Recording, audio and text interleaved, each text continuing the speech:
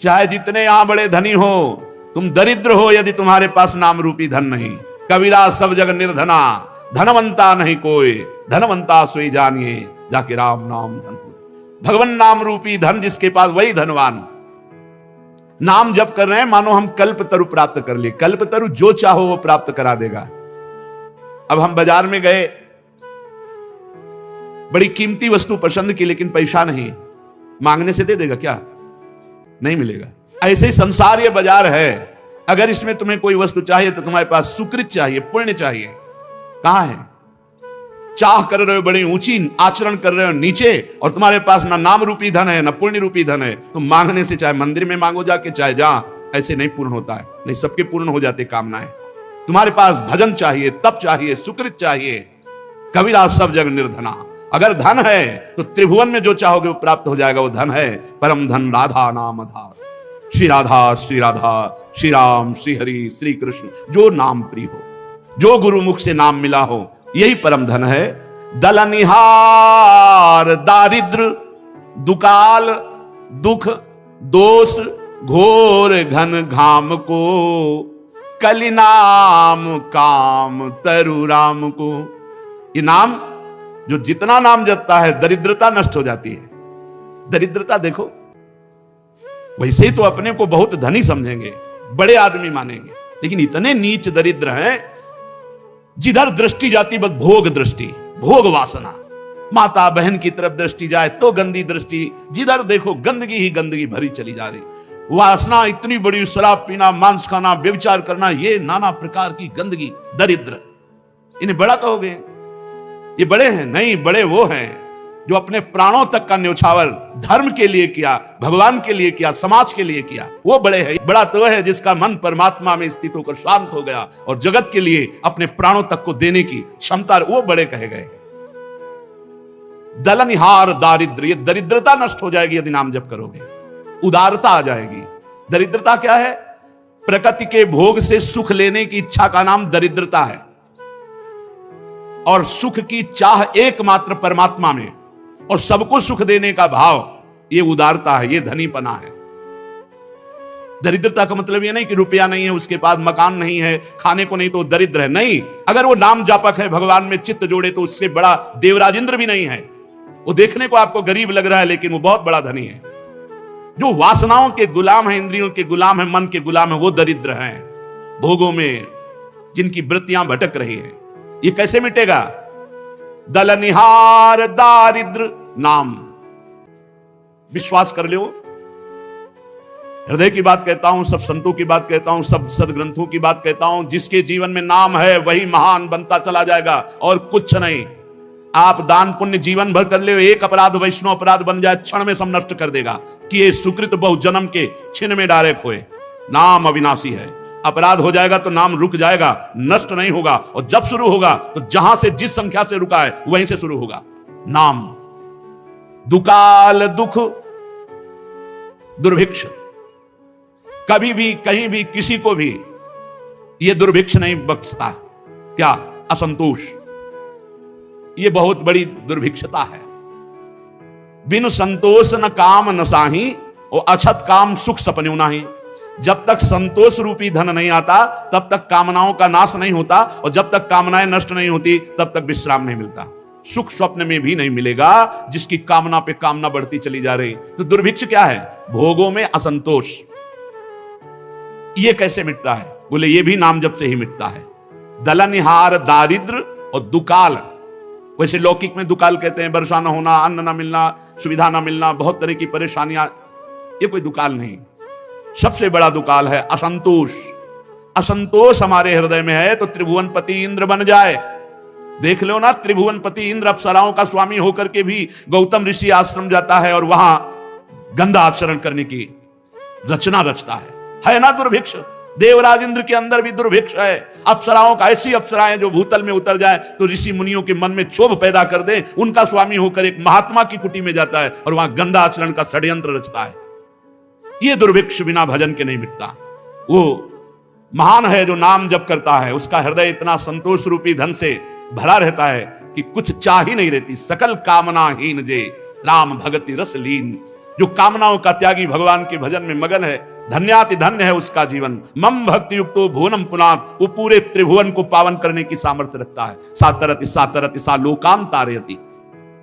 और दुख, जितने भी शारीरिक दुख हैं, ये कोई दुख नहीं है, दुख होता है मानसिक।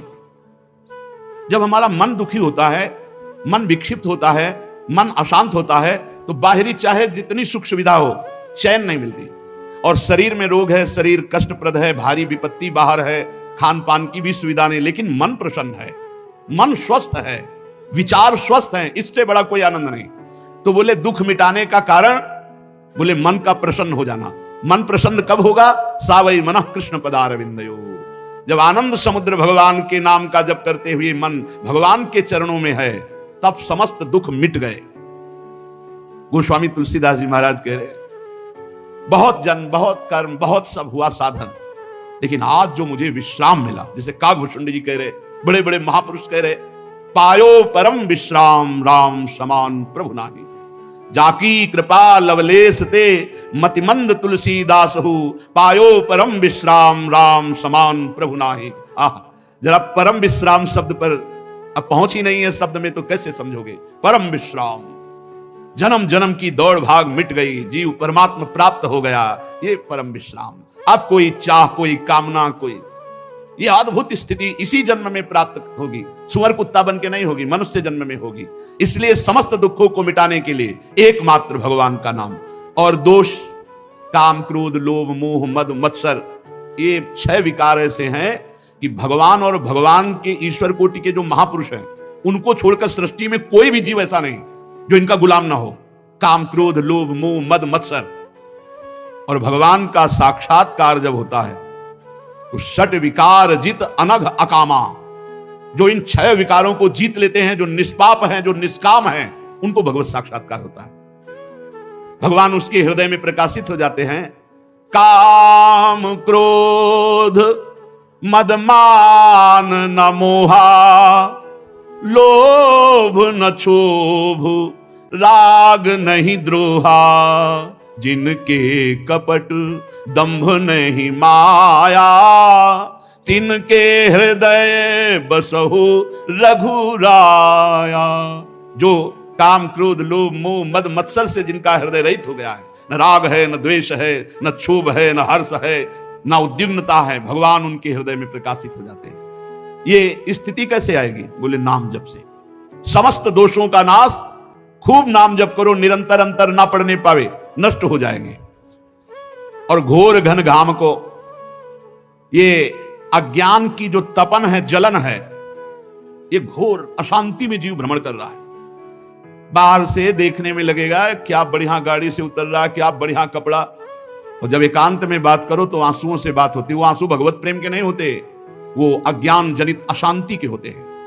ये अज्ञान जनित अशांति उसी के हृदय से नष्ट होती जिसके हृदय में मधुर मधुर नाम चलता है। नाम, नाम लेत दाहिनो होत मन, बाम विधाता बाम को, कलि नाम काम तरु राम को। बहुत बढ़िया बात है। जो विधान हमारे भाग्य में लिख गया है, बाम माने प्रतिकूल, उसको भी अनुकूल बना देगा यदि नाम जप करोगे।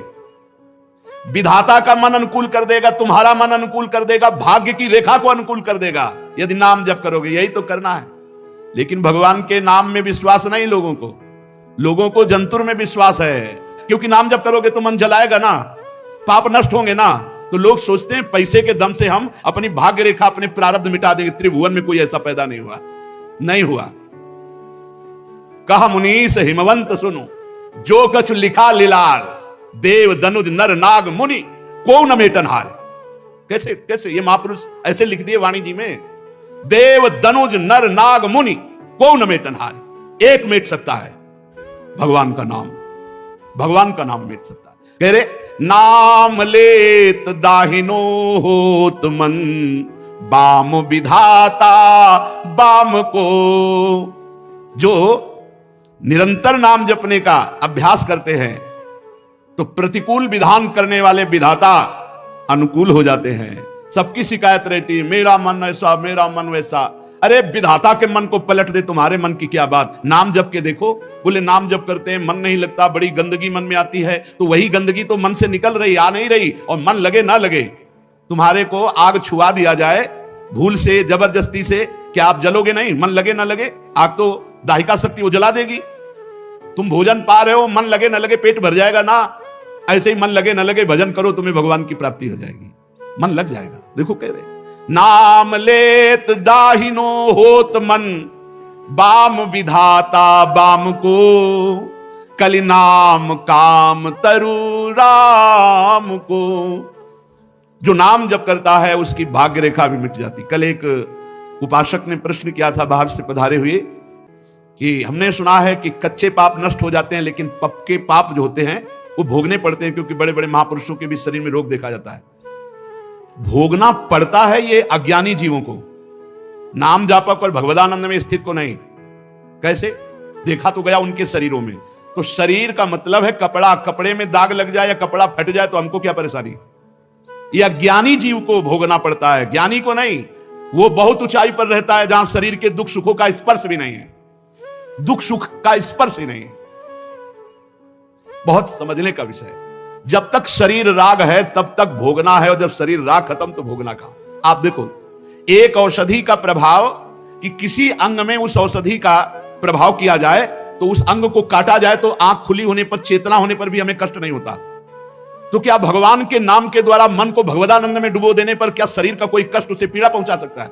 नहीं पहुंचा सकता। पर आपका मन शरीर राग में है इसलिए यह अनुभव ही नहीं हो सकता। ऐसा लगेगा ऐसे कैसे होगा, क्योंकि आपने अभ्यास नहीं किया शरीर से हटने का। जो कुछ भी किया वो शरीर बन करके किया, इसलिए शरीर में जो भी सुख और दुख आएगा उसे भोगना पड़ेगा। यह चमत्कार भगवान के नाम में है। आपने महामहिम परम पूज्य श्री गुरु अर्जुन देव जी का जब चरित्र सुना था, तपते हुए जी बिल्कुल आग में लोहे के तवे पे बैठा था विधर्मियों ने, ऊपर से तप्त बालू डाल रहे हैं और मुख से क्या निकल रहा है उनके, वाहे गुरु वाहे गुरु वाहे, तेरा किया मीठा लाग। ये कहां स्थिति है? जरा एक चिंगारी छुआ के देखो, फिर क्या याद आता है? प्रभु याद आते हैं या शरीर याद आता है? फफूले पड़ रहे हैं, यहां तक कि खौलते हुए तेल में डाल दिया। क्या अपराध किया था? केवल प्रभु के नाम में, अपने धर्म में अडिग हैं, बस यही तो बात है ना। क्या अपराध था? वो धर्म विरुद्ध आचरण करने वाले, उनको जबरदस्ती धर्म विरुद्ध चलाना चाहते थे। अपने प्राणों की बलि दे दी, लेकिन आह नहीं बोला। वही मुस्कुराहट, वही जिह्वा से वाहे गुरु वाहे गुरु। किसी भी धर्म में आप देख लीजिए, ठाकुर हरिदास जी को 22 बाजारों में मार कोड़े, खाल खींच ली गई, लेकिन हरि बोल दूसरा शब्द नहीं निकला। प्रहलाद जी को कितना भयानक कष्ट दिया गया, एक भी शब्द आह नहीं निकला। ये क्या है? अगर शरीर में होते तो उनको पीड़ा होती, वो शरीर में नहीं, वो अपने स्वरूप में है, जहां ये साधारण अग्नि की क्या दिव्यास्त्र भी प्रवेश नहीं कर सकते। अग्नेयास्त्र, वायुयास्त्र, वरुणास्त्र ये प्रवेश ही नहीं कर सकते। वो हमारा स्वरूप है। हम अपने स्वरूप को भूलकर इस मलिन देह में आसक्त हो गए। इस अज्ञान रूपी जलन की शांति नाम जप से होगी। बहुत बहुत समझने का विषय है। अगर नाम जप नहीं तो सब शून्य है, आप इतना समझ लो। तुम्हारा तप, तुम्हारा तीर्थ स्नान, तुम्हारा दान पुण्य सब शून्य है। और नाम है तो एक अंक लिख गया, एक। अब एक के बाद शून्य, तो हर शून्य का महत्व हो गया और 10 गुना बढ़ता चला जाएगा। कहत मुनीस महेश महात्म, उल्टे सूधे नाम को, कलि नाम काम तरु राम को। गोस्वामी जी कह रहे हैं, जिनको सीधे राम राम उच्चारण करना नहीं आता था, मरा मरा रट करके वो ब्रह्म ऋषि पदवी को प्राप्त हो गए। भगवान शिव इसका महात्मा जानते हैं नाम का। नाम के प्रताप से काशी में मरने वाले हर जीव को मोक्ष पदवी, भगवत प्राप्ति कराते हैं। नाम के बल से गले में समुद्र मंथन से निकला हुआ हलाहल विष आज भी भगवान शिव रोके हुए। एक घूंट पानी रोक लो, अरे एक घूंट क्या जरा सा चला जाता है, खो खो करने लगते हैं। यहां जो और पूरा हलाहल विष, नीलकंठ भगवान नाम पड़ा शिव जी का। किससे? बोले नाम से। नाम के बल से हलाहल विष को। इसलिए भलो लोक परलोक तासु जाके बल ललित ललाम को, तुलसी जग जानियत नाम ते सोच न कूच मुकाम को, कली नाम काम तरु राम को। भलो लोक परलोक तासु जाके बल ललित ललाम को। जिसने एक बात पकड़ ली सत्संग में कि अब हमारे जीवन का उद्देश्य है नाम जप करना, उठते बैठते चलते फिरते और साधन बने न बने नाम नहीं छूटेगा। बोले भलो लोक, इस लोक में तुम्हें कभी दरिद्रता नहीं छू सकती, तुम्हें कभी दुख नहीं छू सकता, तुम एक आनंद की स्थिति में आ जाओगे। पर अभी 2-4 माला जपने के बाद हम नहीं कहते कि 2-4 माला से स्थिति। सातु दीर्घकाल निरंतर सत्कार सेवितो दृढ़ भूमि, दीर्घ काल तक लंबे समय तक निरंतर आदर सहित नाम जप करो तो स्थिति आ जाएगी दृढ़ भूमि, अध्यात्म की वो स्थिति आ जाएगी जहां दुख सुख का प्रवेश नहीं और समय अखंड प्रसन्नता रहती है। इस परम सुंदर भगवान नाम का बल यह है कि लोक में भी सुखी और परलोक में भी सुखी। तो आप कहोगे बड़े बड़े संतों को तुम्हें दिखाई देता है कष्ट है, बिल्कुल कष्ट नहीं है, आपको दिखाई देता है। जैसे अपने लोग उदाहरण में कहते हैं कि श्री रामकृष्ण परमहंस जी के गले में कैंसर था, उनके थे, ये सब बाहरी बातें हैं। वो जिस आनंद में मगन तुम्हारी दृष्टि ही नहीं गई, ये सब शरीर के ऊपर है और शरीर जड़ है। अगर चलाने वाला अपने स्वरूप में है और प्रसन्न है तो कीड़ा भी पूरे शरीर में पड़े हो तो भी मुस्कुराहट में अंतर नहीं। तो अगर मन भगवान से विमुख है तो बहुत देव गंधर्व रूप भी हो तो किस काम का, मरोगे तो है ही है, नष्ट तो होएगा शरीर, फिर क्या। फिर समझ लो भलो लोक परलोक तासु जाके बल ललित ललाम को। ललित ललाम भगवान के नाम का जिसके पास बल है वो इस लोक में भी सुखी और शरीर छूटने के बाद निश्चिंत होकर, पहले से बुक है व्यवस्था। ये घबरा कौन रहे मरने से, ये मरने से इसलिए घबरा रहे हैं कि व्यवस्था की है यहां सब, अब शरीर और यहां का सब छूट जाएगा, जहां जाना वहां कोई व्यवस्था नहीं, घबरा रहे हैं। यदि तुम्हारे पास भजन बल है, नाम बल है, तो मुकाम पे पहुंचने के लिए सोच नहीं होगा। तुलसी जग जानियत नामते सोच न कूच मुकाम को। जैसे आपको किसी परदेश में जाना है, किसी भी देश में, बढ़िया आपके पास वहां पहले से गाड़ी बंगला सब व्यवस्था फिट है, आपके पास गाइड है, पास है, हर खान पान की व्यवस्था है रास्ते के लिए, और बढ़िया विमान पे बैठ के जाना, वहां गाड़ी बंगला है। अब बोलो जाने में कोई परेशानी होगी, हर व्यवस्था वहां। नामते सोच न कूच मुकाम को।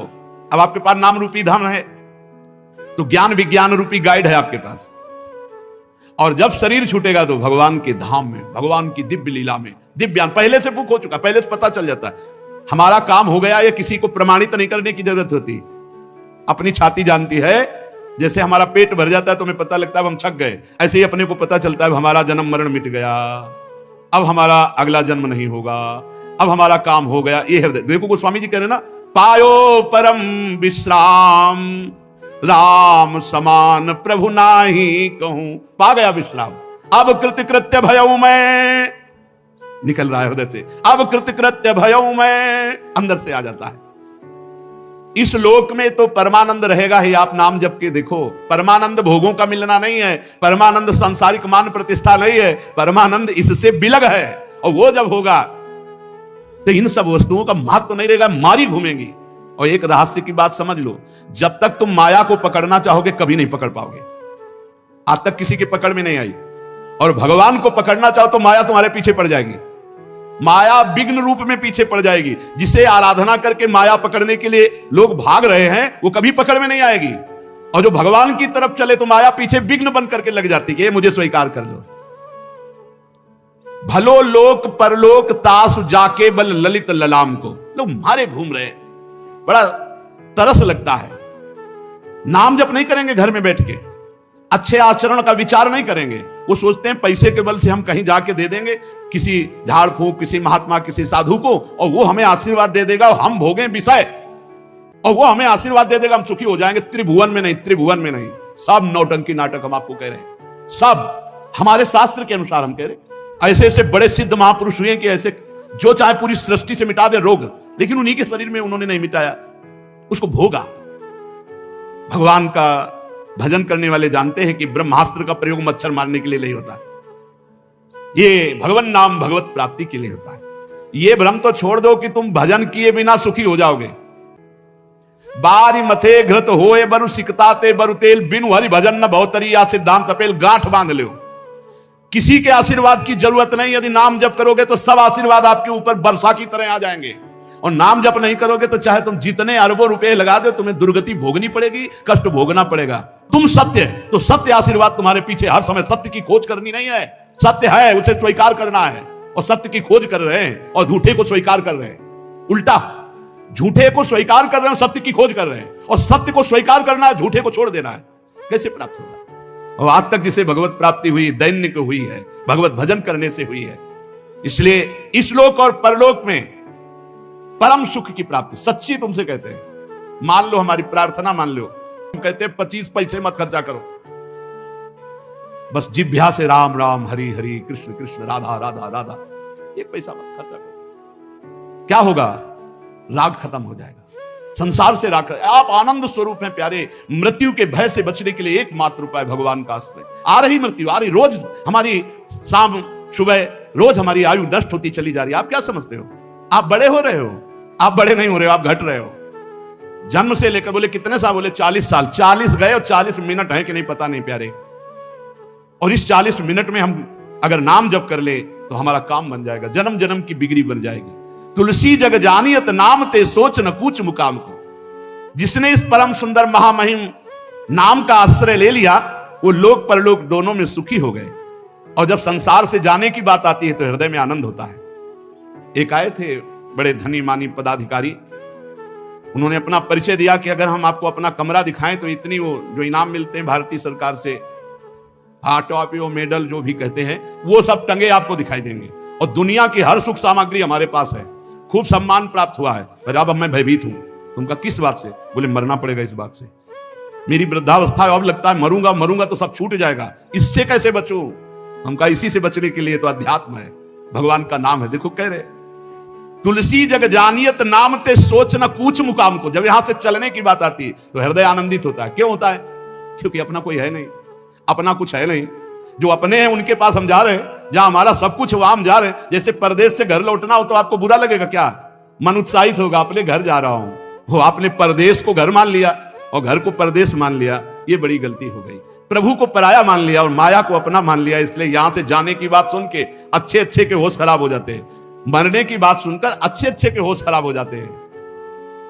भजन करने वाला है, भजन करने वाले को जब मृत्यु का समय आता है तो बहुत आनंद पूर्वक शरीर छूटता है।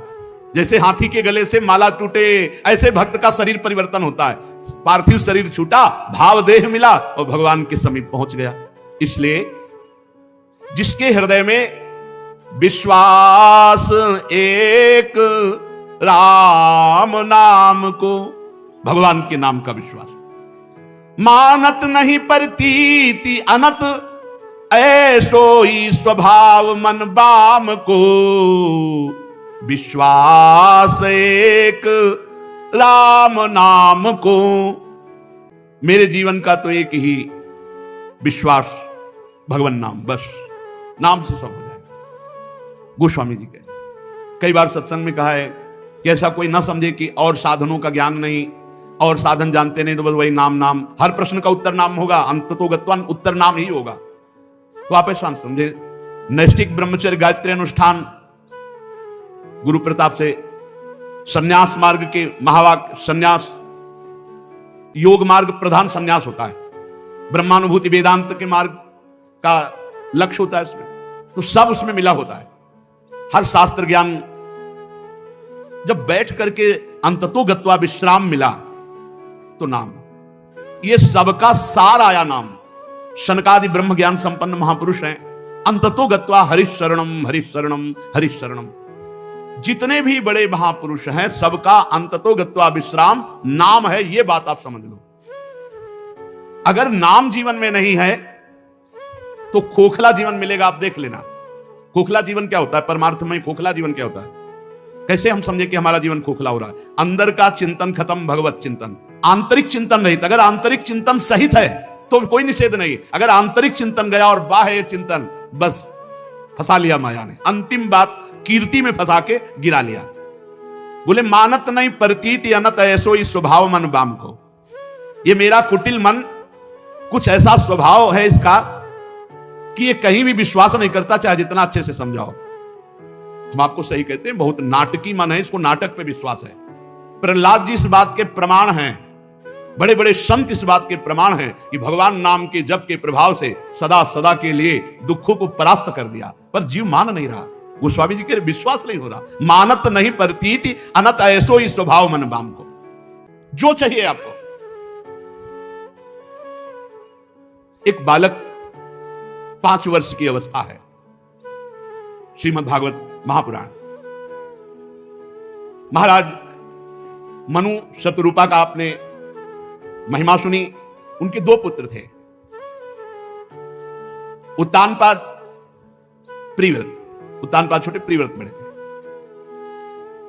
उत्तानपाद महाराज के 2 पत्नियां थी, सुनीति और सुरुचि। छोटी वाली पत्नी बहुत सुंदर, तो राजा की बहुत प्रिय थी। उत्तानपाद राजा की बड़ी प्रिय रानी थी सुरुचि, और जो सुनीति थी वो बड़ी रानी थी और बहुत धर्मज्ञ थी। सुरुचि मानो नाम का पूरा प्रभाव स्वभाव पे पड़ गया। अपनी रुचि के अनुसार हो तो ठीक है, रुचि के प्रतिकूल हो तो बर्दाश्त नहीं, ऐसी छोटी रानी। और सुनीति वो रुचि के अनुसार नहीं, वो नीति के अनुसार चलती थी।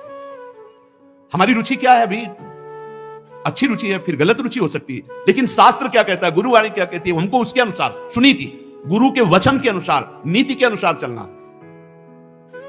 तो जो सुनीति से चलता है उसके ध्रुव प्रकट होते हैं। वैसे सुनीति से चलने वाले अरबों में कोई एक होंगे, और रुचि से चलने वाले, सुरुचि से चलने वाले सब हैं। राजा को रुचि प्रिय थी, सुरुचि। उत्तानपाद हम सब हैं, पैदा ऐसे हुए हैं। 2 हैं, अंदर आओ। सुमति कुमति सब के उर राही। सुमति सुनीति, और जब रुचि के अनुसार चला जाता है तो कुमति बढ़ जाती है, और कुमति अमंगल कारणी होती है, और सुमति संपत्ति और सुख प्रदान करने वाली होती है। सुमति सुनीति, कुमति सुरुचि, अपनी रुचि के अनुसार चलना। अपनी रुचि के अनुसार थोड़ी चला जाता है, शास्त्र और गुरु की वाणी के अनुसार चला जाता है। यद्यपि राजा को सुनीति जैसी महामहिम रानी प्राप्त थी, पर वो प्यार करते थे सुरुचि को। राजा कौन है? ये जीव। ये जीव रुचि के अनुकूल चलता है। जैसी मन बुद्धि रुचि दे रहे हैं उसी की सलाह में भटकता चला जाता है। और जो सुनीति बुद्धि होती है वो भटकने नहीं देती। नहीं, ये गलत है, नहीं होगा, ये शास्त्र विरुद्ध है, ये धर्म विरुद्ध है। राजा को सुरुचि अधिक प्रिय थी। सुनीति जी के पुत्र हुए ध्रुव जी, पर सुनीति को राजा प्यार वैसा नहीं करते थे।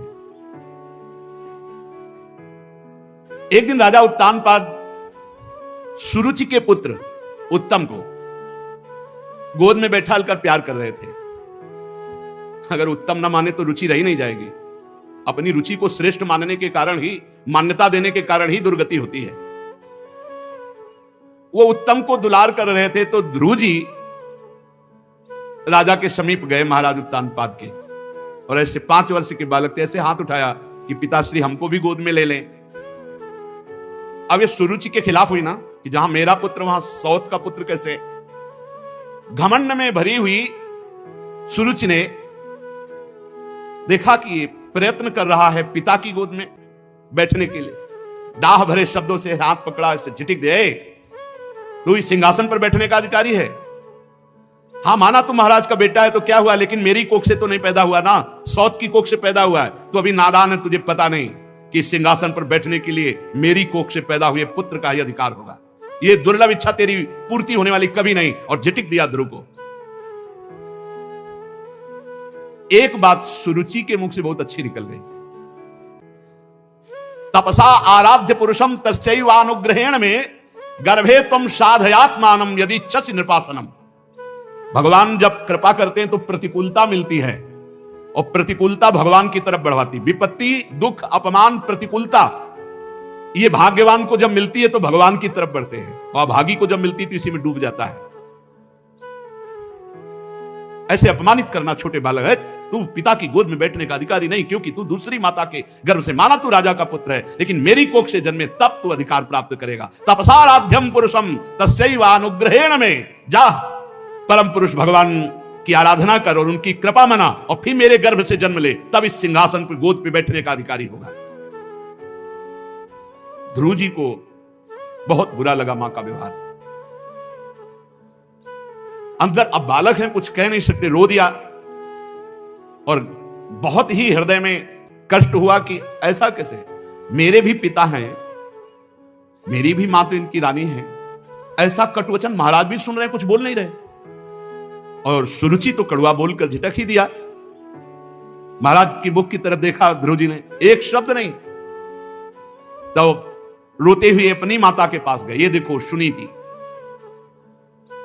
शिशक शिशक कर रोकर मां से लिपट गए। मां ने गोद में उठा लिया। क्या हुआ बेटा? तो जदासी थी, वो बोली कि ऐसी ऐसी घटना घटी, सुरुचि जी ने ऐसा ऐसा बर्ताव किया। महाराज कुछ बोले नहीं, बहुत धीरज टूट गया सुनीति जी का। देखो विपत्ति भगवान की प्राप्ति कराने वाले हैं। वो बहुत से सुख में, क्योंकि महाराज बात भी नहीं करते थे और कम से कम बेटे को दुलार कर लेते। बेटे का अपमान, तो रुदन को बहुत रोका कि अगर हम रुदन करने लगी तो मेरा बेटा तो धैर्य ही टूट जाएगा। आंसुओं को अंदर ही रोक करके कहा, बेटा पहली बात तो यह है कि जो तुम्हारा अमंगल करे उनका कभी अमंगल नहीं सोचना चाहिए। ये सुनीति, ये नीति है।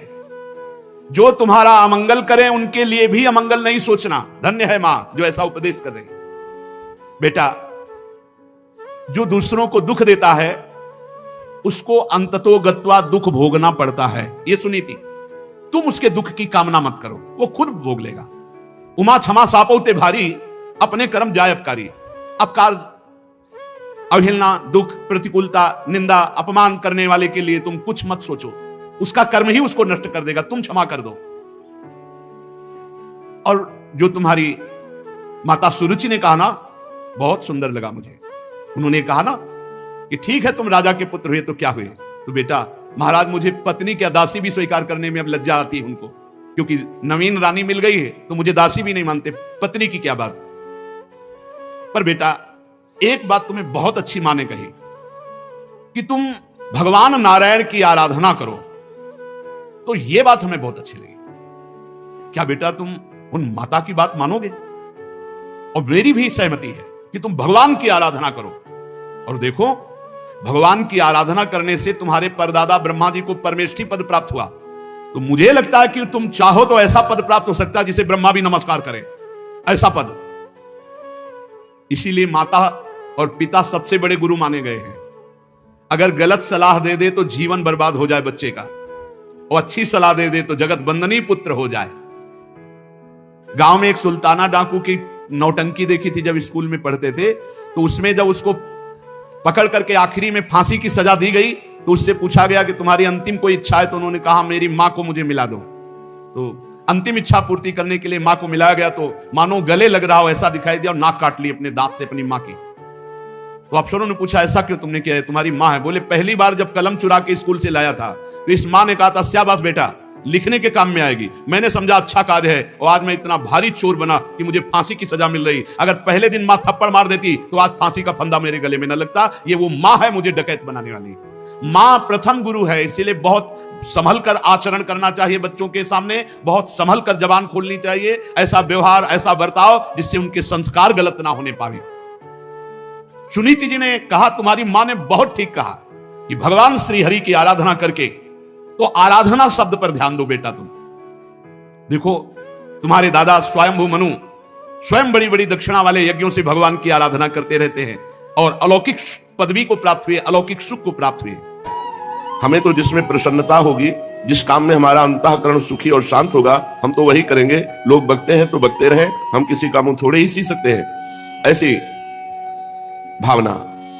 पाठशाला में विद्यार्थियों को पढ़ा रहे हैं तो पढ़ाते पढ़ाते बीच बीच में ऐसी हंसी की बात कह देते हैं कि विद्यार्थी और स्वयं खिलखिला करके हंस उठते। किसी लड़के को पाठ याद नहीं होता तो उसे आंख निकाल करके बड़ी डांटते हुए जहां फटकार लगानी चाहिए वहां आप प्रेम के साथ कहते ए भाई, अगर तोती की धुन की तरह रटते तो क्या अभी तक याद नहीं हो जाता? अनद्यतरेन लुट व्याकरण कर। बार बार अगर इसे रटो तो ये आपको याद हो जाएगा। लड़के जब ये नकल करते हुए हंसते, तोते किसी, तो सब बालक हंस देते। दूसरे जो पंडित लोग देखते हैं वो देखते हैं कि इनको गंभीर होना चाहिए, ये ऐसे हंसी मजाक करते रहते हैं। इतना ही नहीं, सब विद्यार्थियों को लेते हैं और गंगा किनारे जाते हैं। किसी के साथ शास्त्रार्थ कर रहे हैं, किसी के साथ गंगा जी के किनारे कबड्डी खेल रहे हैं, किसी के साथ जल छिड़क छिड़क कर खेल रहे हैं। विवाह हो गया है और पढ़ा रहे हैं, पर बालवत चेष्टा। कभी स्वयं अपने हाथों से विद्यार्थियों के ऊपर गंगा जल डाल रहे हैं। विद्यार्थी सब भूल जाते कि हमारे अध्यापक है, मित्रवत व्यवहार करते। कभी कभी 10-5 मिलकर एक साथ ही निमाई के ऊपर जल उलीचने लगते। निमाई पंडित जल से घबरा कर जल्दी से जल से बाहर निकल कर भागते। पैर फिसल जाता तो सब विद्यार्थी ताली देकर हंसने लगते। दर्शनार्थी भी दूर से देख करके खुश होते। ईर्ष्वार लोग कहने लगे, वारे पंडित, पंडितों के नाम को कलंकित करते हो, विद्यार्थियों के साथ ऐसा व्यवहार, खिलवाड़, हंसी मजाक। अरे पंडित तो थोड़ा गंभीर रहना चाहिए। कोई कहता है इनका दोष नहीं है, छोटी अवस्था में अध्यापक बन गए ना, उसी का कोई परिणाम है। किंतु निमाई मुस्कुरा देते। उनको क्या पता कि इतने गंभीर हो जाएंगे कि विश्व में कोई दूसरा गंभीर ही नहीं हुआ। गंभीरा में 18 वर्ष तक महाप्रभु रुदन ही करते रहे। महापुरुषों की अलौकिक लीलाएं होती हैं, वो पार्थिव बुद्धि से समझ में नहीं आती। जब पंडित लोग ऐसा बोलते तो निमाई अपनी खेल की ही मस्ती में रहते। कौन क्या बक रहा है इसका उन्हें पता ही नहीं। स्नान करके रास्ते से जा रहे हैं, कोई स्नान करके जा रहा है, मुट्ठी में धूल ली, ऊपर से डाल दी, बड़े गंभीर भाव से प्रणाम। और वो देख रहा क्यों, किसी ने धूल डाल दिया आपके ऊपर। और सब विद्यार्थी आसपास उसकी हंसी मजाक कर, किसी की धोती पकड़ के खींच लेना, किसी को किसी के ऊपर ढकेल देना। कोई स्नान किए जा रहा है और बगल में गांव की जैसे नालियां होती, नाली के किनारे गए और धीरे से पैर मार दिया और गिर गया। बोले अब दोबारा गंगा स्नान करना पड़ेगा। वो कहता देखो निमाई, तुमने हमको अपवित्र कर दिया। अरे तुम्हें 2 बार गंगा स्नान का पुण्य मिलेगा, जाओ गंगा स्नान करो। यहां तक ऐसी चंचलता कि जहां कोई देखता निमाई आ रहे तो साइड में हो जाते कि कुछ ना कुछ चंचलता जरूर कर देंगे। और अगर कोई बड़ा बूढ़ा पंडित विद्वान आ रहा है तो आप बिल्कुल नजदीक खड़े हो जाते जाकर के प्रणाम, और 10-20 प्रश्न एक साथ करते। इसका मतलब क्या होता है, इसका मतलब क्या होता है, इसका मतलब क्या होता है। बेचारा पोथी दवाए दगल में भागते ही नजर आता कि इनसे कौन बात करे। किसी वैष्णव को देखते तो नजदीक चले जाते और प्रणाम करते। कहते किम तावत वैष्णवत्वम, वैष्णवता किसे कहते हैं, किम तावत वैष्णवत्वम। वो बेचारा इनके मुख की तरफ देखता, पूछते ऊर्ध्व पुंड्रेन किम स्यात्, ऐसे तिलक क्यों लगाते हो, इसका क्या मतलब है। बेचारा क्या उत्तर दे, पीछा छुड़ा करके भागता और कहता जाता घोर कलयुग आ गया है। देखो ये पंडित होकर वैष्णव का उपहास करते हैं, निंदा करते हो। किसको पता कि वैष्णव के आचार्य है, किसको पता है। उन दिनों अद्वैताचार्य की पाठशाला में चटगांव निवासी मुकुंद दत्त नामक एक विद्यार्थी पढ़ते थे। वो परम वैष्णव थे। उनके चेहरे से सौम्यता टपकती थी, उनका कंठ बड़ा ही मनोहर था। वह अद्वैताचार्य की सभा में पद संकीर्तन किया करते थे। बड़ा सुमधुर गान, भक्तों की चित्त को आनंदित किया करते थे। निमाई मन ही मन बहुत आदर और प्रेम करते मुकुंद दत्त जी का, किंतु ऊपर से वही छेड़खानी। जब मिल जाते तो पकड़ के लेते कपड़ा और न्याय के प्रश्न पूछने लगते। न्याय ग्रंथ है एक, वो हाथ जोड़कर कहते बाबा मुझे माफ करो, मैं तो वैष्णव हूं, ये न्याय की मैं क्या बातें जानूं। तो वैष्णव शास्त्रों का अध्ययन किए हो। महाप्रभु पूछते कुछ तो किया ही हूं, तो बोलो वैष्णव की परिभाषा क्या है, बताओ वैष्णव के लक्षण कितने हैं।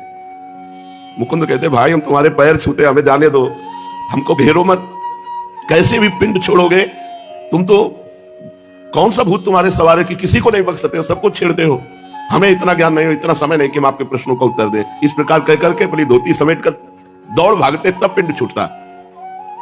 एक दिन ये गंगा स्नान करके आ रहे थे, उधर से मुकुंद दत्त गंगा स्नान के निमित्त दूर से आता देखकर मुकुंद दत्त भागे, एकदम दूर भागते थे लोग।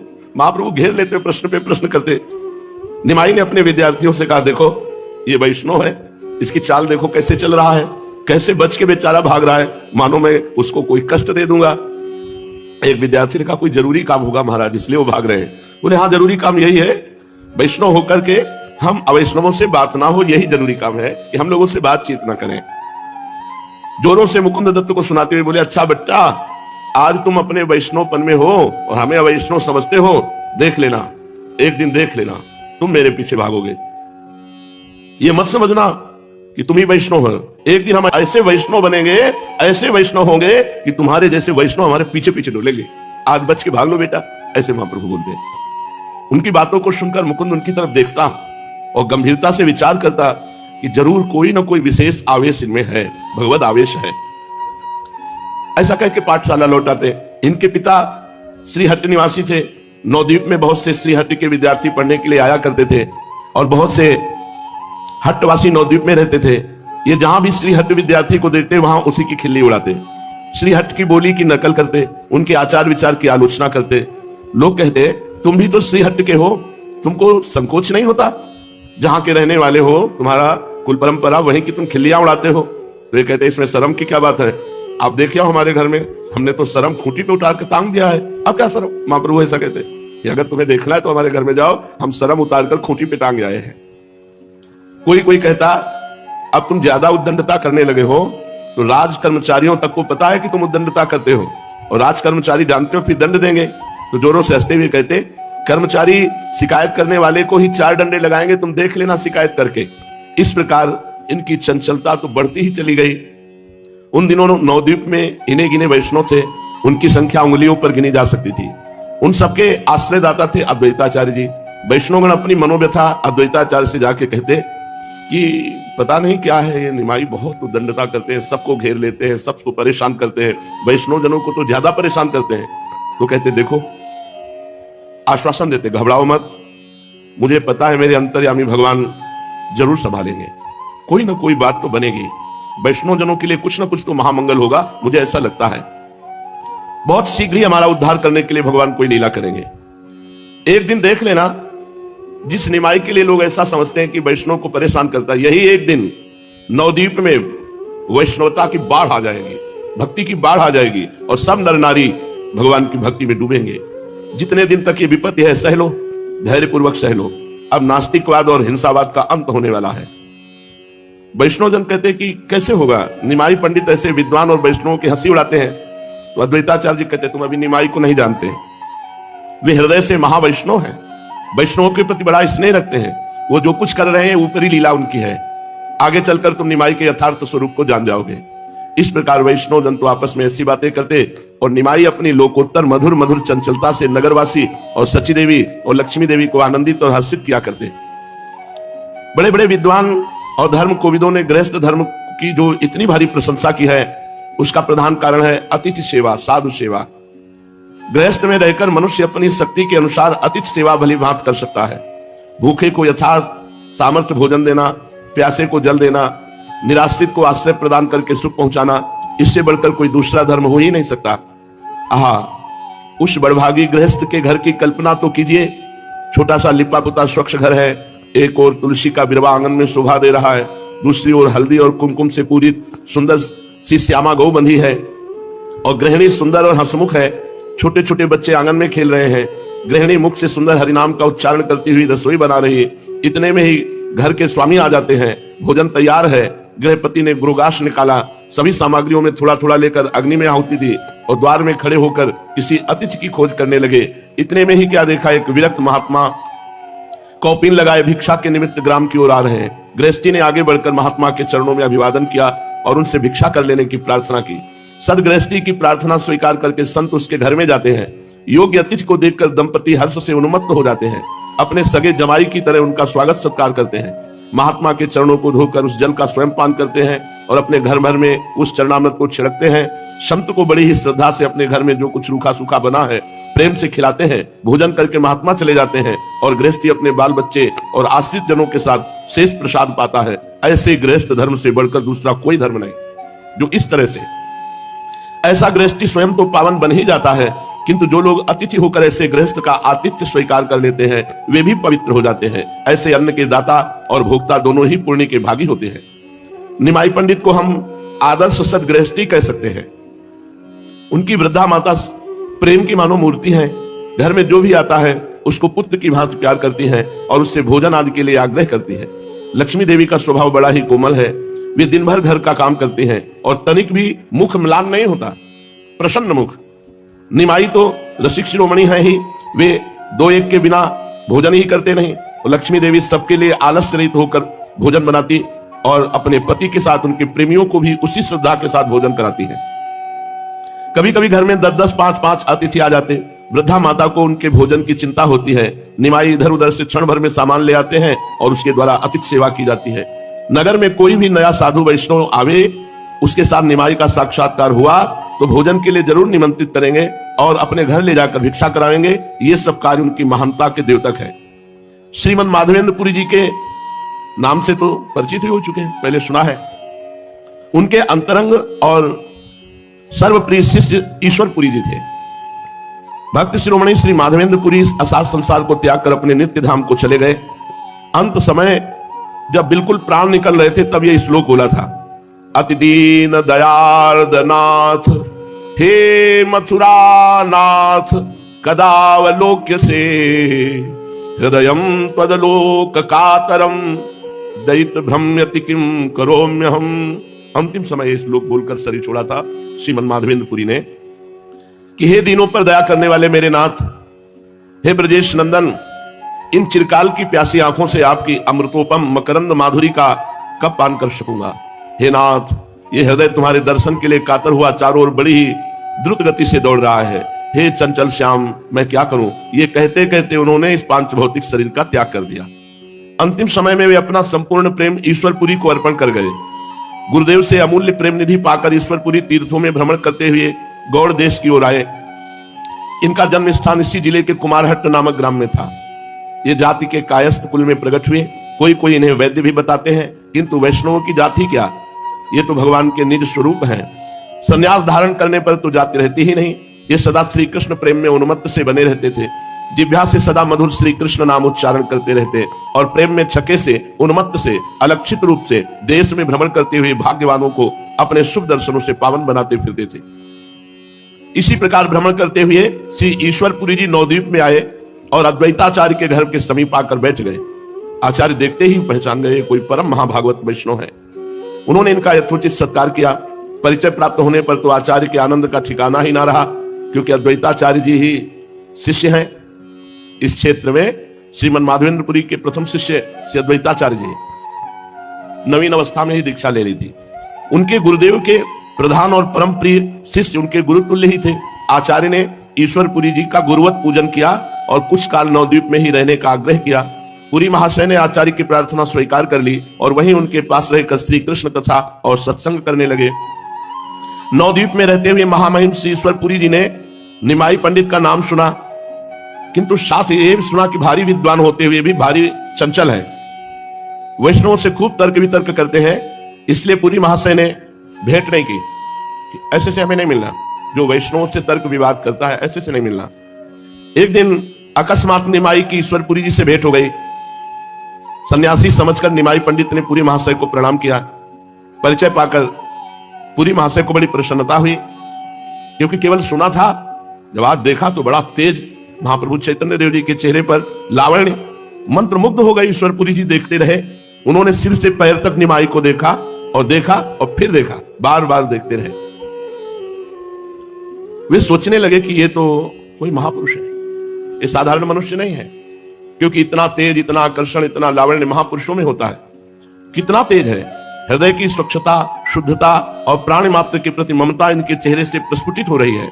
ये साधारण पुरुष कभी हो ही नहीं सकते, जरूर कोई प्रचंड वेशधारी महापुरुष है। ईश्वरपुरी जी ने निमाई पंडित को देख करके ऐसा अनुभव किया। ईश्वरपुरी को एकटक अपनी ओर देखकर हंसते हुए निमाई बोले, पुरी महाराज, इस प्रकार कहां तक देखिएगा, आज हमारे घर भिक्षा कर लीजिए और दिन भर बैठकर देखते रहिएगा। यह सुनकर पुरी महाराज थोड़ा सा संकुचित से हुए और निमाई का निमंत्रण बड़े प्रेम से स्वीकार कर लिया। भोजन तैयार होने के पूर्व निमाई अद्वैताचार्य जी के घर से ईश्वरपुरी जी को अपने घर लिवा गए। ये ईश्वरपुरी जी प्रथम गुरु महाप्रभु चैतन्य देव के आगे चलकर हुए। सची माता ने ईश्वरपुरी जी को बहुत ही अधिक अभ्यर्चना की, उन्हें श्रद्धा भक्ति के साथ भोजन कराया। भोजन के अनंतर कुछ काल तक दोनों महापुरुषों में कुछ सत्संग होता रहा। फिर दोनों ही अद्वैताचार्य जी के आश्रम में आए।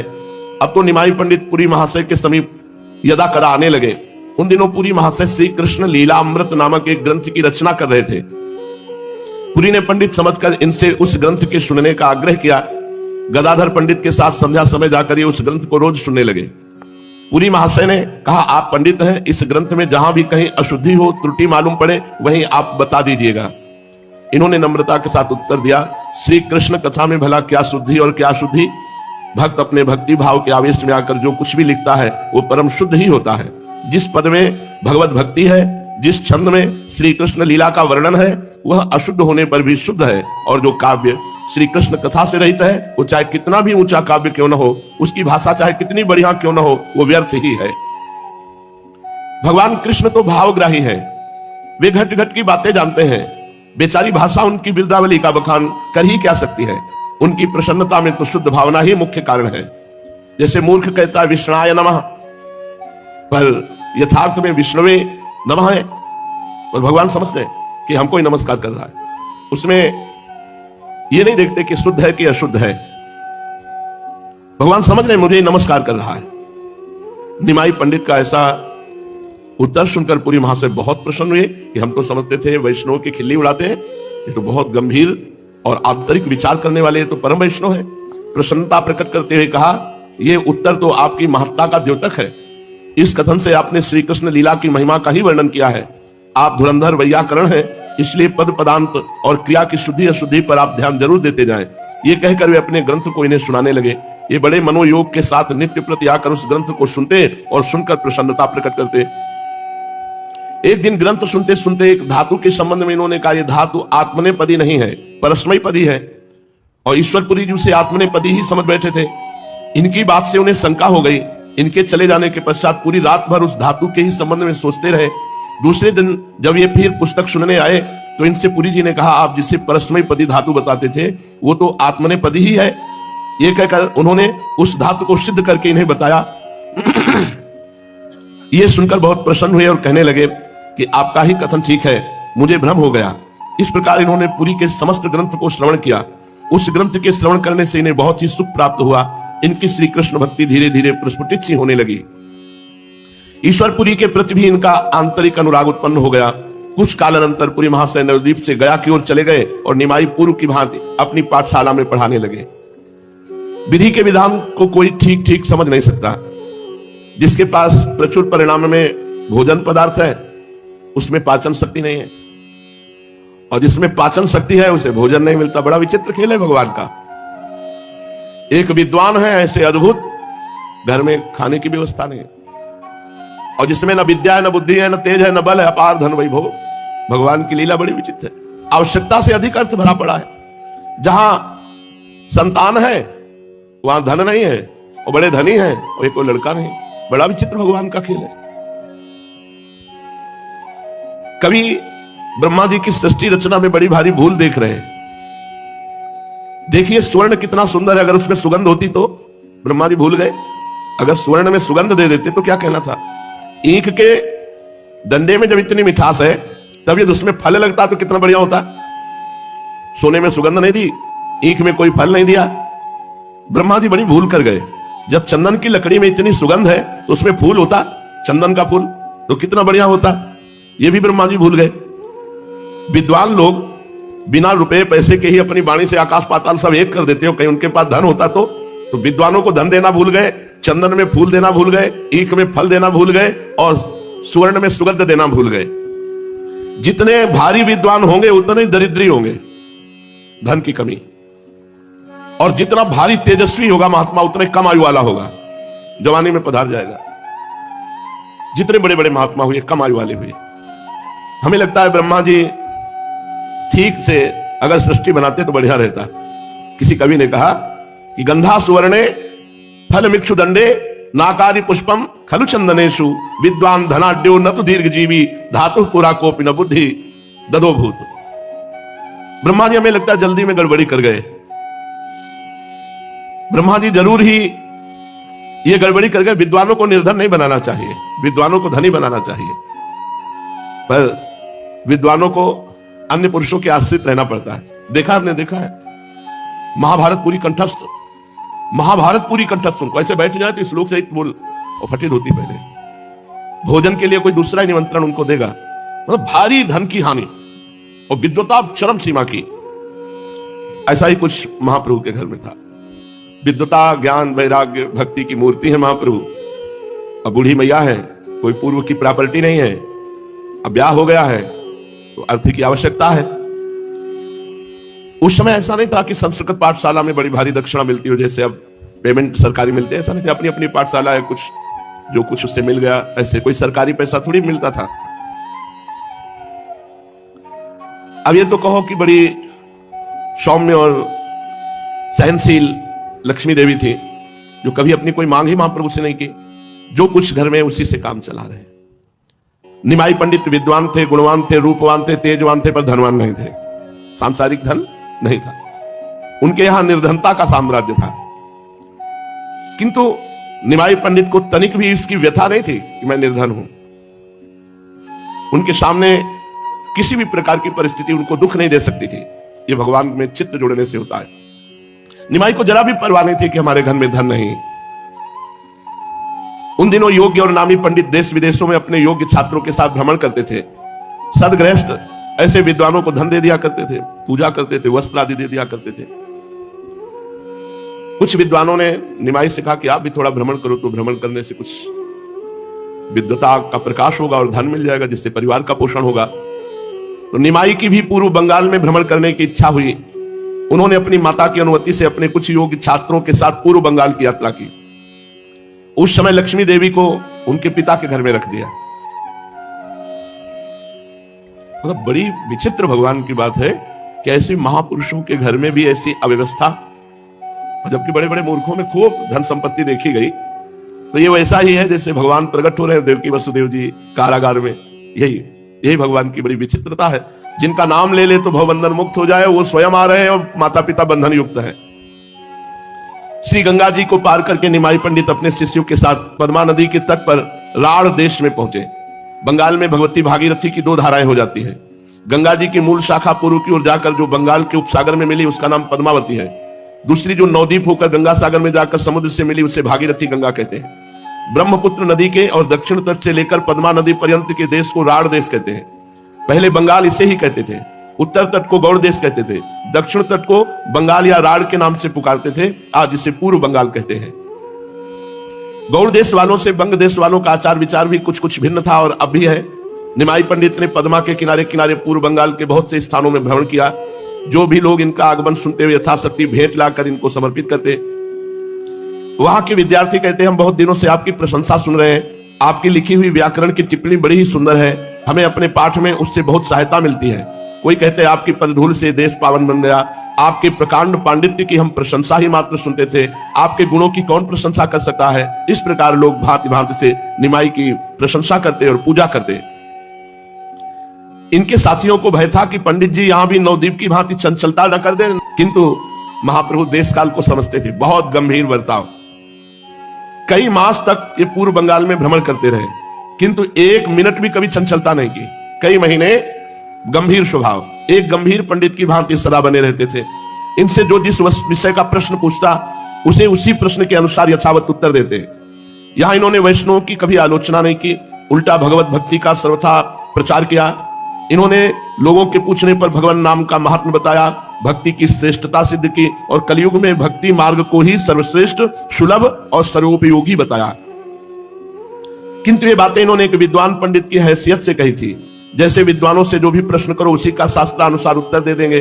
भक्ति का असली स्रोत तो इनका अभी अव्यक्त रूप से छिपा ही हुआ था, उसके प्रवाहित होने में अभी देरी थी। फिर भी इनके पांडित्यपूर्ण उत्तरों से राढ़ देशवासी श्रद्धालु मनुष्यों को बहुत लाभ हुआ।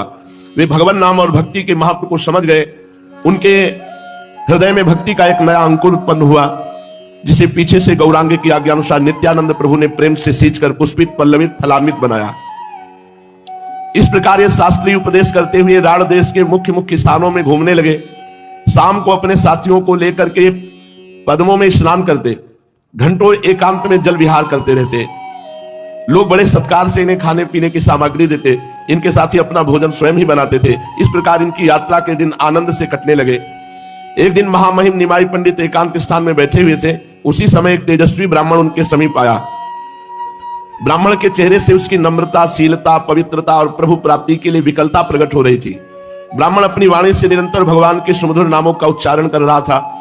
उसने आते ही इनके चरण पकड़ लिए और फूट फूट कर रोने लगा। इन्होंने उस ब्राह्मण को उठाकर गले से लगाया और अपना कोमल कर उसके अंग पर फेरते हुए बोले, आप ये क्या कर रहे हैं? आप तो हमारे पूज्य हैं, हम तो अभी बालक हैं, आप हमारे स्वयं पूजनीय हैं। ब्राह्मण इनके पैरों को पकड़े हुए निरंतर रुदन कर रहा था। वो कुछ सुनता ही न था, बस हिचकियां भर भर कर जोरों से रोता ही था। महाप्रभु ने आश्वासन देते हुए कहा, बताओ तो इस प्रकार रुदन क्यों कर रहे हो? तुम पर क्या विपत्ति आ गई? मंगलमय भगवान तुम्हारा भला करेंगे, मुझे अपने दुख के कारण को बताओ। प्रभु ने इस प्रकार बहुत आश्वासन जब दिया तो ब्राह्मण ने कहा, प्रभु मैं बड़ा ही अधम और साधन शून्य दीनहीन ब्राह्मण बंधु हूं। अभी तक इस संसार में मनुष्य का साध्य क्या है, उस तक पहुंचने का असली साधन कौन सा है, इस बात को नहीं समझ सका हूं। मैं सदा इसी चिंता में मग्न रहा करता था कि साध्य साधन का निर्णय कैसे हो। भगवान से नित्य प्रार्थना किया करता था कि भगवान मैं तुम्हारी स्तुति प्रार्थना कुछ नहीं जानता, आपको कैसे पुकारा जाता है ये बात भी नहीं जानता। इस दीनहीन कंगाल को आप स्वयं ही किसी प्रकार साध्य साधन का तत्व समझा दीजिए। अंतर्यामी भगवान ने मेरी प्रार्थना सुन ली। कल रात में मैं सो रहा था, स्वप्न में एक महापुरुष ने आकर मुझसे कहा, पूर्व बंगाल में जो आजकल निमाई पंडित भ्रमण कर रहे हैं उन्हें तुम साधारण पंडित ही ना समझो, वे साक्षात नारायण स्वरूप हैं। उन्हीं के पास तुम चले जाओ, वे तुम्हारी शंका का समाधान करके तुम्हें साध्य साधन का मर्म समझावेंगे। बस आंख खुलते ही मैं इधर चला आया हूं। आज मेरा जीवन सफल हुआ, मैं श्री चरणों के दर्शन करके कृतकृत्य हो गया। प्रभु तनिक मुस्कुराए और फिर धीरे धीरे तपन मिश्र से कहने लगे, इनका नाम तपन मिश्र था। महाभाग, आपके ऊपर श्री कृष्ण भगवान की बड़ी कृपा है, आपके अंतरात्मा अत्यंत पवित्र है, इसीलिए आप सभी में भगवत भाव करते हैं। मनुष्य जैसी भावना किया करता है वैसे ही रात्रि में स्वप्न देखता है। आप इस बात को सत्य समझें और किसी के सामने प्रकाशित न करें। तपन मिश्र ने हाथ जोड़कर कहा, प्रभु मुझे भुलाइए नहीं, अब तो मैं सर्वतोभावेन आपकी शरण में आ गया हूं, जैसे भी उचित समझे मुझे अपनाइए और मेरी शंका का समाधान कीजिए। प्रभु ने हंसते हुए पूछा, अच्छा तुम क्या पूछना चाहते हो, तुम्हारी शंका क्या है? दीन भाव से तपन मिश्र ने कहा, प्रभु इस कलिकाल में प्राचीन साधन जो शास्त्रों में सुने जाते हैं उनका होना तो असंभव है। समयानुसार कोई सरल सुंदर और सर्वश्रेष्ठ साधन बताइए और किसको साध्य मानकर उस साधन को करें।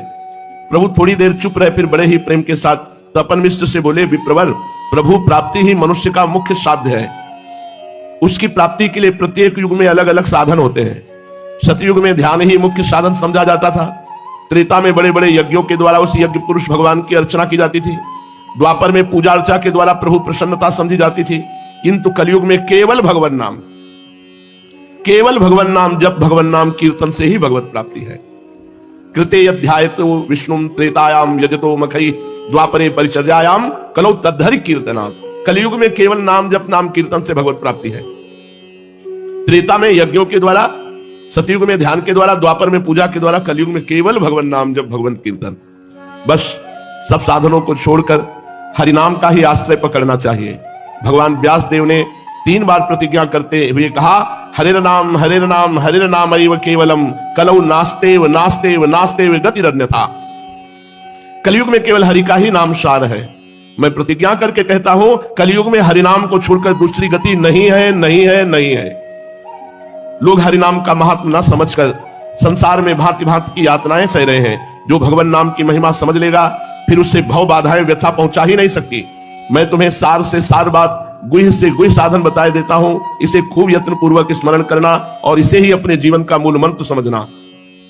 संसार सर्पदष्टाना मेकमेव सुभेषजम सर्वदा सर्वकालेषु सर्वत्र हरिचिंतनम। सार बात है, संसार रूपी सर्प के काटे हुए मनुष्य के लिए एक ही सर्वोत्तम औषधि है, वो ये कि हर समय, हर काल में, हर स्थान में निरंतर हरि स्मरण ही करता रहना चाहिए। प्रभु के मुख से साधन का गुह्य रहस्य सुनकर मिश्र जी को बड़ा ही आनंद हुआ। आनंद के कारण उनकी आंखों में से अश्रुधारा बहने लगी। उन्होंने रोते रोते प्रभु के चरण पकड़कर प्रार्थना की, प्रभु आपकी असीम अनुकंपा से आज मेरे सभी संशयों का मूलोच्छेदन हो गया। अब मुझे कोई भी शंका नहीं रही। अब मेरी यही अंतिम प्रार्थना है कि मुझे श्री चरणों से पृथक न कीजिए, सदा श्री चरणों के ही समीप बना रहूं, ऐसी आज्ञा प्रदान कीजिए। प्रभु ने कहा, अभी नहीं, अभी काशी जाओ, काशी में जाकर निवास करो। कालांतर में हम भी काशी जी आवेंगे, तभी आपसे भेंट होगी और आपको वहीं काशी में जाकर रहना चाहिए। प्रभु की आज्ञा शिरोधार करके तपन मिश्र काशी को चले गए और इधर प्रभु अपने घर लौटने की तैयारियां करने लगे। बड़े बड़े महापुरुषों के जीवन में बड़े बड़े दुख आए हैं। अब जब कुछ धन और कुछ भोग सामग्री लेकर लौटे महाप्रभु, तो लक्ष्मी देवी जो प्राण प्रिय पत्नी है, गृह कार्य में दक्ष है, पति के मनोनुकूल है, पवित्र भार्या है, मीठी वाणी है और नाम भी लक्ष्मी है। सचमुच ये निमाई की लक्ष्मी है। पिता के घर में छोड़ गए थे। अब भगवान का ऐसा कि इनके हृदय में कह नहीं पाई थी, लेकिन पति के वियोग का बहुत प्रभाव पड़ा। जाते समय निमाई कह गए थे कि दुखी होने की बात नहीं है, मैं जा रहा हूं, शीघ्र लौट कर आऊंगा, कोई बहुत दिनों के लिए थोड़ी जा रहा हूं। लेकिन शायद वियोग इसलिए था कि लक्ष्मी देवी को महाप्रभु का दोबारा दर्शन नहीं होना था। जब महाप्रभु लौट के आए तो पता चला लक्ष्मी देवी के प्राण छूट गए। अभी तो नया विवाह हुआ था। लक्ष्मी देवी पति के वियोग में खिन्न चित्त से दिन गिनने लगी। उन्हें पति के बिना संपूर्ण संसार सुना ही सुना दृष्टिगोचर होने लगा। उन्हें संसार में पति के सिवा प्रसन्न करने वाली कोई भी वस्तु नहीं थी। प्रसन्नता का जो मूल है वो हृदय से अपने पति को मानते थे, इसलिए बहुत अंदर ही अंदर उदास बनी रहने लगी। उदासी के कारण अन्न जल भी छूट गया। विरह की ज्वाला में हृदय जलने लगा। उनके पिता ने चिकित्सकों को दिखाया, किंतु बेचारे संसारी वैद्य इस प्रेम रोग का निदान कर ही क्या सकते। बात पित्त कफ के सिवा वो चौथी बात जानते ही नहीं। इन तीनों से विलक्षण ही ये प्रेम विकार व्याधि है। इस कारण वैद्यों के उपचार से कोई लाभ नहीं हुआ। धीरे धीरे लक्ष्मी देवी का शरीर अधिकाधिक क्षीण होने लगा, यहां तक कि जीवन की आशा न रही। वे मानो अपने अत्यंत क्षीण शरीर को अंतिम बार पति दर्शनों की लालसा से टिकाए हुए हैं, किंतु उनकी अभिलाषा पूरी न हो सकी। निमाई पंडित को पूर्व बंगाल में अनुमान से अधिक दिन लग गए। अंत में बड़े कष्ट के साथ वियोग व्यथा को न सह सकने के कारण अपने पति देव के चरण चिन्हों को हृदय में धारण करके इस पांच भौतिक शरीर का त्याग कर दिया लक्ष्मी देवी ने। अभी तो आनंद का समय आया था। चलो घर में 9 बहू आई थी, सची माता को सहयोग मिलता, महाप्रभु को भी, पर उन्हीं के निमित्त से वो बंगाल गए कि कुछ अर्थ और कुछ व्यवस्था हो जाएगी, और लौटे तो पहले ही उन्होंने शरीर त्याग दिया था। बड़ा विचित्र भगवान की। घर वालों ने रोते रोते उनके सभी संस्कार किए। इधर निमाई पंडित को पूर्व बंगाल में भ्रमण करते हुए कई मास बीत गए। अब इन्हें घर की चिंता होने लगी। इन्हें भान होने लगा कि हमारे घर पर कोई अनिष्ट हुआ है। हृदय के भाव तो असंख्यों कोशों पर से हृदय में आ जाते हैं। लक्ष्मी देवी की अंतिम वेदना इनके हृदय को पीड़ा पहुंचाने लगी। इन्हें अब कहीं आगे जाना अच्छा नहीं लगा, इसलिए इन्होंने साथियों को नवद्वीप लौट चलने की आज्ञा दी। आज्ञा पाकर सभी नवद्वीप लौट चलने की तैयारियां करने लगे। बहुत से नवीन छात्र भी विद्योपार्जन के निमित्त इनके साथ हो लिए थे। उन सभी को साथ लेकर नवद्वीप की ओर चल पड़े। इन्हें काफी धन तथा अन्य आवश्यक वस्तुएं भेंट उपहार में प्राप्त हुई थी। थोड़े दिनों में फिर नवद्वीप लौट आए। इनके आगमन का समाचार बिजली की तरह नगर में फैल गया। इनके इष्ट मित्र, स्नेही तथा पुराने छात्र दर्शनों के लिए इनके घर पर आने लगे। ये सभी से यथोचित प्रेम पूर्वक मिले। सभी ने यात्रा के कुशल समाचार पूछे। इन्होंने सबसे पहले अपनी माता के चरणों को स्पर्श किया।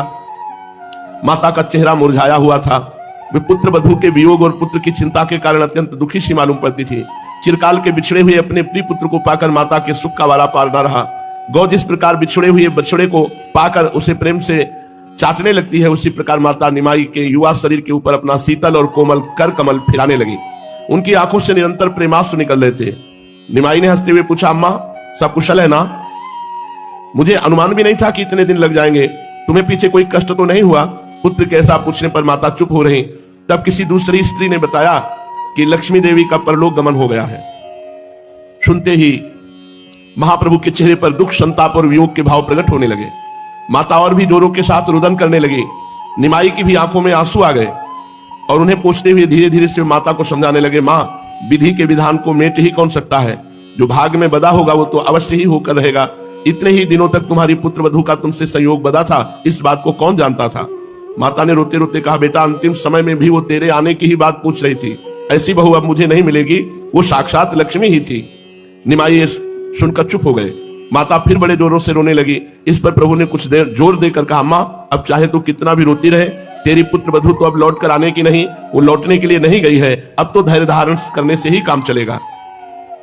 पुत्र के ऐसे समझाने पर माता ने धैर्य धारण करके अपने आंसू पोंछे और निमाई को स्नान आदि करने के लिए कहा। फिर स्वयं उनके लिए भोजन बनाने में लग गई। भोजन से निवृत्त होकर निमाई पंडित अपने इष्ट मित्रों के साथ पूर्व बंगाल की यात्रा संबंधी बहुत सी बातें करने लगे और फिर पूर्व की भांति पाठशाला में जाकर पढ़ाने लगे। भगवत दत्त प्रतिभा भी एक अलौकिक वस्तु है। पता नहीं किस मनुष्य में कब और कैसी प्रतिभा प्रस्फुटित हो उठे। अच्छे गायकों को देखा वे पद को सुनते सुनते ही कंठस्थ कर लेते हैं।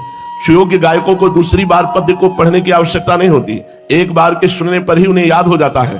किसी को जन्म से ही ताल, स्वर और राग रागिनियों का ज्ञान होता है और वो अल्प वय में अच्छे अच्छे धुरंधरों को अपने गायन से आश्चर्यान्वित बना देता है। कोई कवि होकर ही माता के गर्भ से उत्पन्न होते हैं, जहां वे बोलने लगे कि उनकी वाणी से कविता ही निकलने लगती है। कोई अनपढ़ होने पर भी ऐसे सुंदर वक्ता होते हैं कि अच्छे अच्छे शास्त्री और महामहोपाध्याय उनके व्याख्यान को सुनकर चकित हो जाते हैं। ये सब भगवत दत्त शक्तियां हैं, इन्हें कोई परिश्रम करके प्राप्त करना चाहे तो असंभव है। ये सब प्रतिभा के चमत्कार हैं और ये प्रतिभा पुरुष के जन्म के साथ ही आती है, काल पाकर वो प्रस्फुटित होने लगती है। बहुत से विद्वानों को देखा गया है, वे सभी शास्त्रों के धुरंधर विद्वान हैं, किंतु सभा में वे एक अक्षर भी नहीं बोल सकते। इसके विपरीत बहुत से ऐसे भी होते हैं जिन्होंने शास्त्रीय विषय तो बहुत कम देखा है, किंतु इतने प्रत्युत्पन्न मति होते हैं कि प्रश्न करते ही झट उसका उत्तर दे देते हैं। किसी भी विषय के प्रश्न पर उन्हें सोचना नहीं पड़ता, जो प्रश्न सुनते ही ऐसा युक्ति युक्त उत्तर देते हैं कि सभा के सभी सभासद वाह वाह करने लगते हैं। इसी का नाम सभा पांडित्य है। पहले जमाने में पंडित के माने ही बावदूक, वक्ता या व्याख्यान पटु किए जाते थे, जिसकी वाणी में आकर्षण नहीं, जिसके प्रश्न के सुनने पर सोचना पड़ता है, जो तत्क्षण बात का उत्तर नहीं दे सकता, जिसे सभा में बोलने से संकोच होता है, वो पंडित ही नहीं है। सभा में ऐसे पंडितों की प्रशंसा नहीं होती। पांडित्य पने की कीर्ति के वे ही अधिकारी नहीं समझे जाते जो तत्काल उत्तर न दे सके। वे तो पुस्तक जंतु हैं जो केवल पन्ने पलटते रहते हैं और सभा में उत्तर नहीं दे पाते।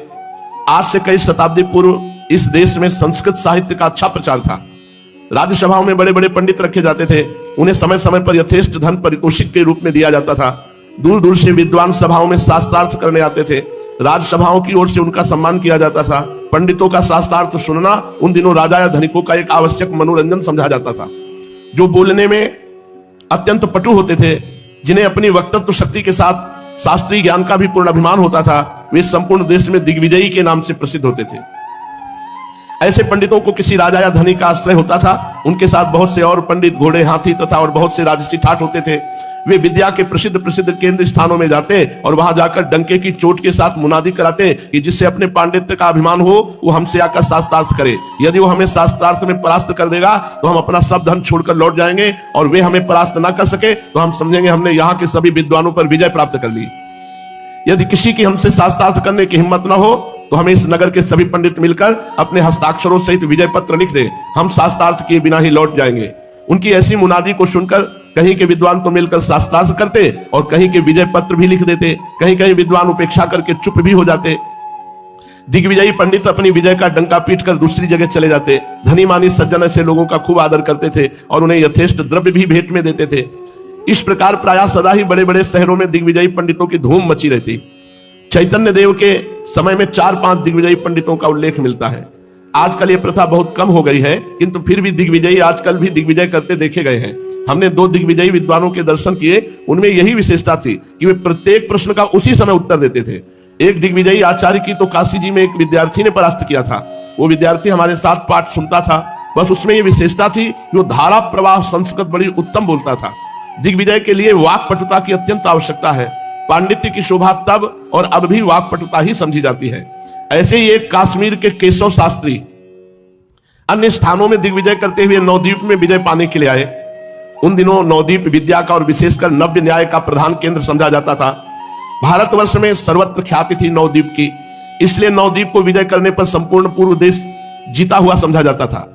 नवद्वीप में गंगादास, वैयाकरण, वासुदेव, सार्वभौम, न्यायिक, महेश्वर विशारद, नीलांबर चक्रवर्ती, अद्वैताचार्य आदि धुरंधर और नामी नामी विद्वान थे।